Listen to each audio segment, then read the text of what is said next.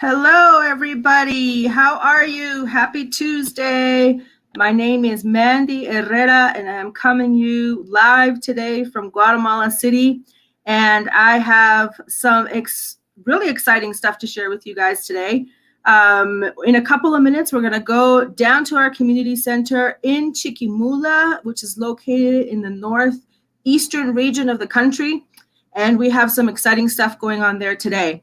So Annabella, welcome. Can you say hi to all of our viewers today? Hi guys, nice to see you. Here I am at the community center in Chiquimula, and today we have wonderful news to share with you. Thank you, Annabella. Now, for those of you who follow us on social media or get our updates or via email or text messages, we have a wonderful program in Chiquimula, which is called the Agriculture and Livestock Program. Now, this program is really focused and designed to address food insecurity in Chiquimula. And this is a state within Guatemala that has some of the most staggering numbers in terms of statistics related to poverty. Annabella, would you like to share with us a little bit about what those statistics are and how they affect the population that we serve there?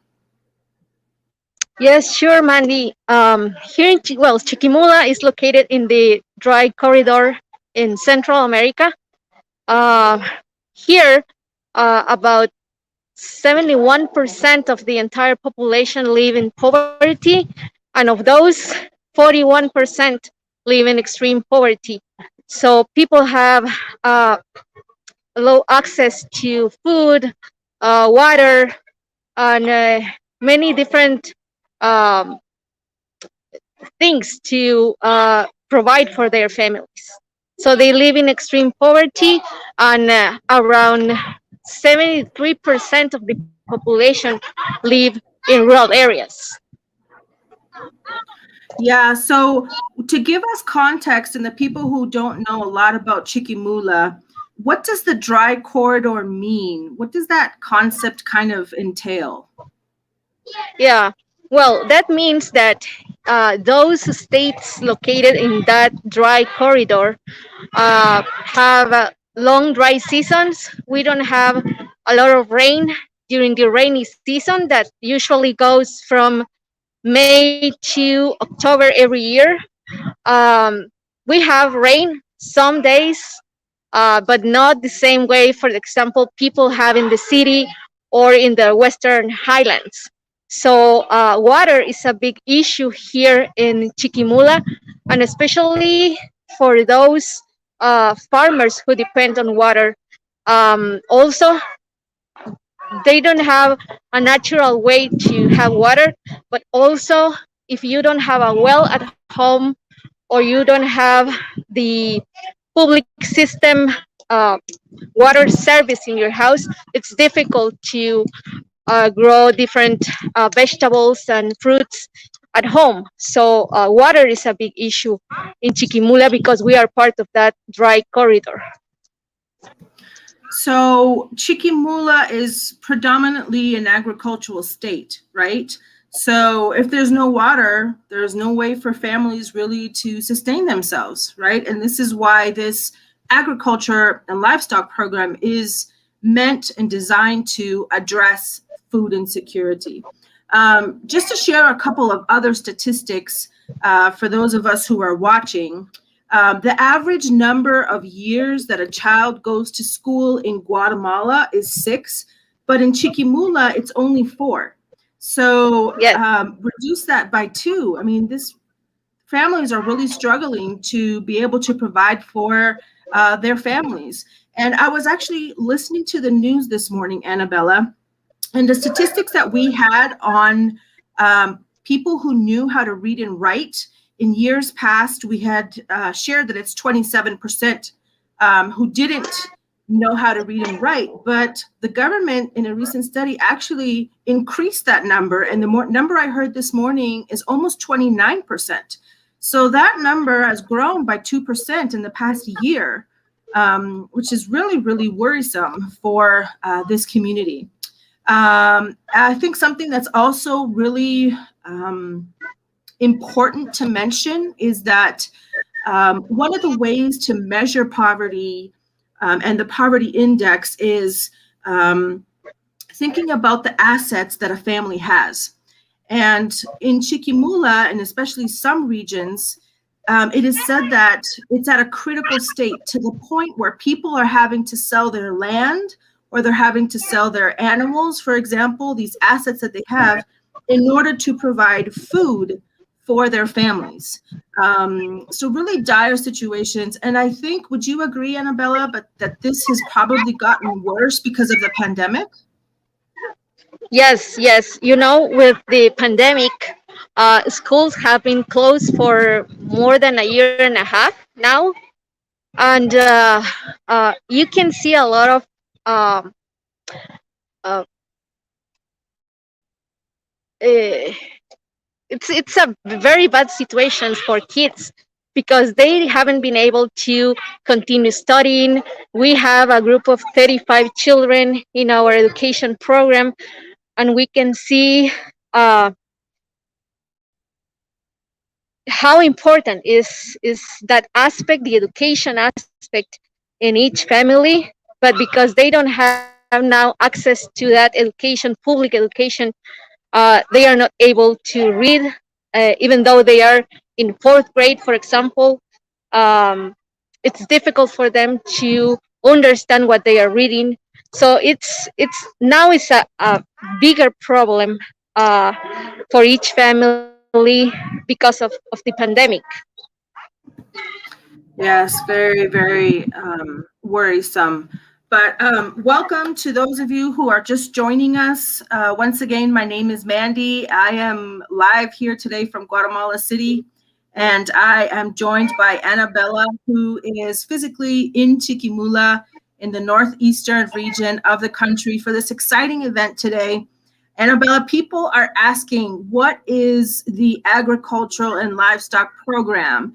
And what I've said is that it's a program designed to address food insecurity, but it's much more than that. So, can you tell us a little bit more? I know that there are 6 different modules prepared, and I know that your program of what's going on right now is also kind of probably quickly coming to an end. So, briefly, can you tell us what this program is?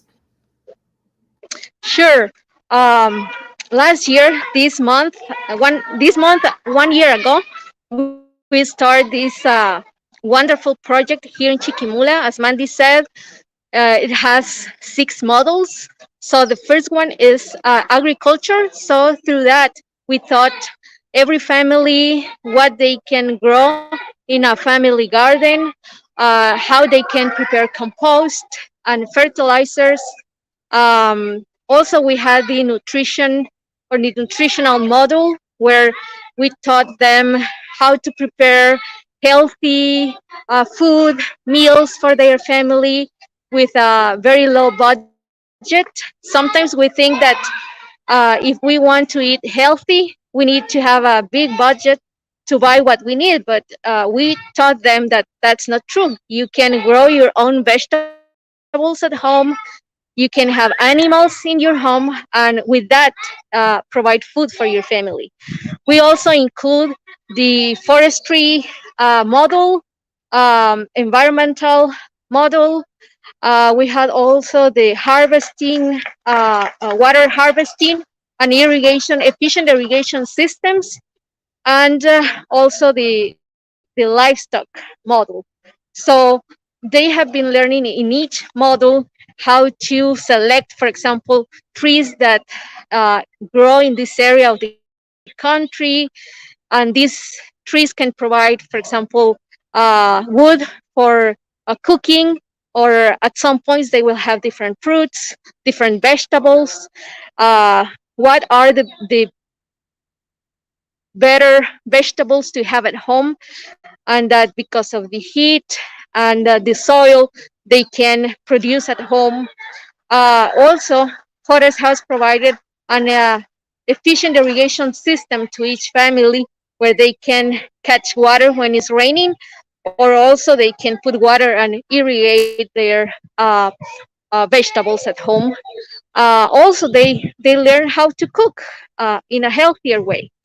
Usually, when you don't have enough resources, you think, well, I can buy something in this small store in the community, and um, also it's not a healthy food, or they prefer to buy Coca-Cola instead to prepare lemonade, for example. So just trying to change the way they think about food, nutritional food, and trying to break some ways they think agriculture is in Guatemala. Usually, we think the only thing that we can grow is corn and beans, but that's not true. You can grow radish, cilantro, eggplant at home. So, in a brief way, that is our agriculture project. Thank you, Arabella. And so, one of the wonderful things that this program has been doing is that they go to the community center, they learn there, they receive materials that they're going to read at home. Probably you're teaching them physically, showing them how to do each one of these things within the modules. But then they also get the resources that they need to go home and practice doing it at home on their own. So it's theory and it's practice. So that what they're learning here not only works here, but it also works at home so they can provide for their families. And I think that's just exciting. It's giving them the tools that they need to be able to go and continue to do it on their own. And I know that we have families, right, Annabella, who are now selling some of the things that they have been able to grow and harvest, and they're now providing for their families as well as feeding their families with what they're growing. So that's just so amazing for me to be able to witness. Now, I'm not sure how your program is going in the background. If we have time, would you like to show us some of the things that you have planted in the area? Yes, sure. We will, if probably we have some time now. So I will try to walk fast so you can see what we have. Um, this project has been wonderful. Even well, we are not experts in the area, but we have been learning a lot. So, for example, here we have eggplants. So I don't know if you will be able to see, but this is the size. Wow, beautiful. Yes, and we have little ones, big ones. So this is part of what we have now. We have also a regional plant called chatate, something that is very nutritional for families. I will try to change the. Uh, let's see if you see in this way. Yes. Perfect. Yes. So here we have chatate. Um, we have a sugar cane here. So Annabella, chatate is a green leafy food, right? It's kind of like a spinach that you can prepare either Yes. with tomatoes, or you can prepare it with scrambled eggs, for example, or many different ways. And it's sometimes considered a superfood, right? Yes, exactly. We have here in the back, we have a moringa. I don't know if there is a name in English, but It's the it's same one. Uh-huh. yeah, moringa. Um, how do you say albahaca? I forgot. Basil. Yes. So we have basil. We have hibiscus here. Wow. So those of you who have been to Potter's House and you like the hibiscus juice, that's where we get it. This plant that has a wonderful red colored flower on it. And in the back, we have corn. We have yuca in process. Also, we have um, squash, some kind of squash. Probably we won't be able to walk to the back, but um, that's something that we have in process. Uh, we have had the radish, cilantro too, onion. Mm-hmm. So this has been very exciting, and today we are going to share a livestock bag to each family. Wonderful. Yeah. So we have a question. One of our viewers, Pedro, who is a Potter's House staff member. Welcome, Pedro. Pedro has been asking how many chickens is each family going to receive? So the livestock module will be delivering poultry today. So chickens and probably a rooster, as well as some other supplies. Can you kind of expand on what they're going to get? Yes, well, today each family is going to receive 5 chickens, one rooster, and 20 pounds of food for chicken. Wow. And so the idea is that they would be able to get eggs, but also receive meat from the chickens, right? Yes, right now, probably in a month and a half or 2 months, they will have eggs. And something that we are encouraging each family with this first group of chickens is not to eat them, just try to reproduce them. And when they have chicks, uh, then they can start eating from this first group of chickens. In that Okay. way, we guarantee that they will keep animals at home, and this is not going to finish just with these 5 chickens. And that's Okay. the same way we have been doing with every model. For example, with uh, vegetables, the first time Potter's House provided seeds, but now they have the opportunity to buy from Potter's House to the minimum price. So the idea is that they can continue producing, or at some point they can produce their own seed. That's the way we have been teaching them. Wonderful. How old are the chickens that they're going to receive? Uh, Probably they are now 4 weeks, 4 or 5 weeks. Okay. So they'll start producing eggs in a couple of months. Yes. And then it will start and continue to grow from there. That's exciting. It's really exciting. What I think something that we can mention also is how many families are there currently participating in this program? Sorry, I didn't hear you very well. Sorry. How many families do we have right now in the program? 21. Okay. Wonderful. So we started out with 25, and for XYZ reasons, 4 of them had to stop participating, and the 21 have continued. That's actually really good for a year-long program. It's very exciting. I'm excited for my next visit where I can see the growth and the things that these 21 families have accomplished. And I think another thing that's important to mention is that some of these families are volunteering to come to the property to continue to work the plants and the trees that have been planted, correct? They're volunteering hours to come Yes. weed and fertilize and water. And I think that's wonderful because it's a way for them to be able to give back, right? Yes, it has been wonderful to see the commitment that each family has with the program, and also with the with Potter's House. They come, and we are trying to, because of the pandemic, just to form small groups of work. So they come 2 or 3 times besides the day that they need to come to the practice, and they help us here in our community garden. So it's amazing to see how these 21 families finish after a year uh, of this project. We are very happy to see the way they have been putting it on practice, everything we have been sharing with them. to see those gardens at home.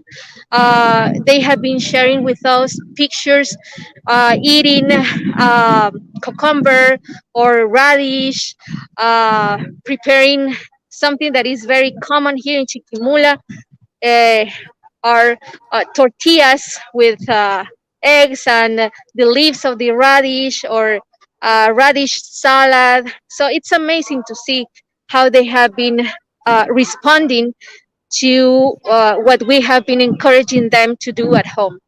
Also, they have produced a lot of compost and fertilize at home for their own garden. So we are very thankful with God. All the glory to Him for what we have seen during this year through this project. Amen. One of the things I love about this project is that families are doing this together. So the children are seeing and watching and practicing along with their parents. So this is something that they're going to learn to do now that's going to help them in their years, from now when they're teenagers or have families of their own. They're going to know how to do this and be able to help provide for their families. I just think it's wonderful. If anybody would like to get involved, we still have some costs that we need to cover for this project. Up on the screen, you'll be able to see an address, pottershouse.org.gt/donate if you would like to give to this program. Annabella, what do you guys have going on now? Are you kind of ready to see the action that's taking place behind Yes, you? we are ready to start sharing the chickens and the roster with the families. So we are Wonderful. going to see the process. So there we have Carlos. He has been very involved in the project and in charge of that. And so there we have the bags of food for each family. And in the truck we have the chickens. By the way, the chicken that we are giving to each family is the naked neck chicken. It's a chicken common in this region.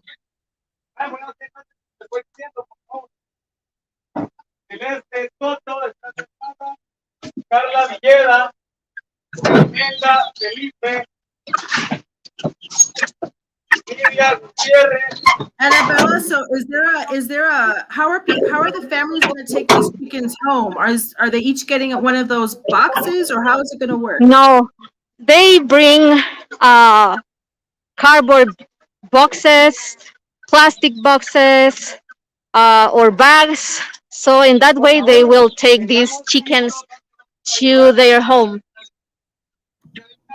Wonderful, wonderful, so exciting.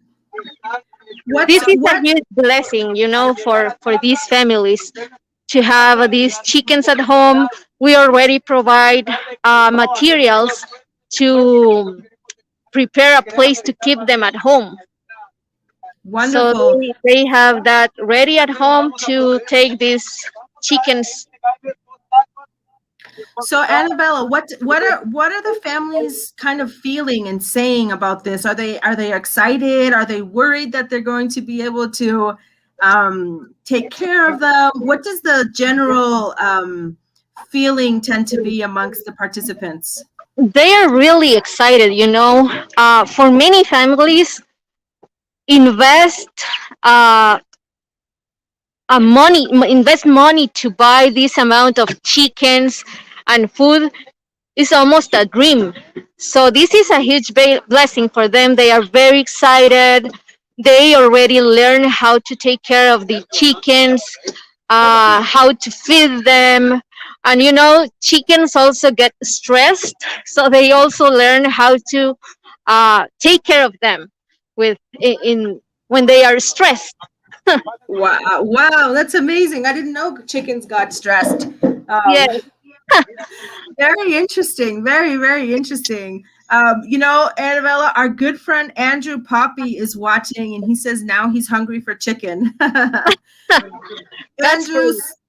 Andrew, so much has changed in Chiquimula since you were here last, brother. You need to come back. We miss you and Anna. Yeah, I remember him. course. He's been a friend of So Potter's House for many, here, many here years. is the first family, and they are ready to get their chickens. ¿Cómo se siente, hermana? ¿Está contenta? Ah, yo me siento contenta y feliz. She's very happy Gracias a Casa Lanzadera. because thank Potter's House. Estoy recibiendo de que nunca me esperaba, ¿va? So she's receiving something that she never thought she will receive at some point. So this is a huge blessing for them.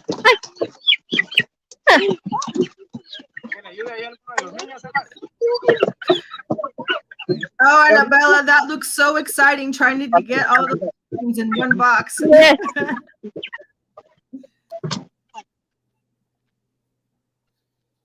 And here comes the rooster. Okay. Ay, se salió uno. Ariel habría que llamar. Gracias por todo. Thank you for everything. Yay, congratulations. Annabella, so we have the question of stress on the chickens. How it seems to be very interesting to some people. How do you know when a chicken is stressed? I will need to ask that question to Carlos. Okay. But I will ask him. Okay. So, ¿cómo sabe usted que una gallina está estresada? Por ejemplo, una se aleja de las demás o empieza a picotear a otra. The chicken starts, I don't know how to say, picotear a otras. They start pecking others. Yes, that's or gets apart from the rest of the group. Okay, separates itself. Okay. Interesting. Trusha, our dear friend Trusha in Florida, says she's praying for stressless chickens that lay lots of eggs. Yes. Monica is asking if the families have a proper place for the chickens at their home so they won't run away. And the answer to that is yes. Annabella shared that the families previously received The material. yes, to be able to take care of these chickens once they get home. And we're really excited about that. Hi, Sue. It's great to see your name pop up on the screen. Thank you for joining us. It's been a long time, my friend.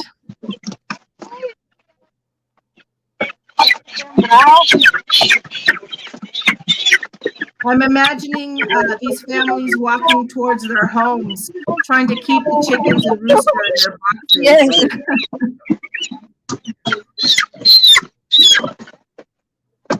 How exciting.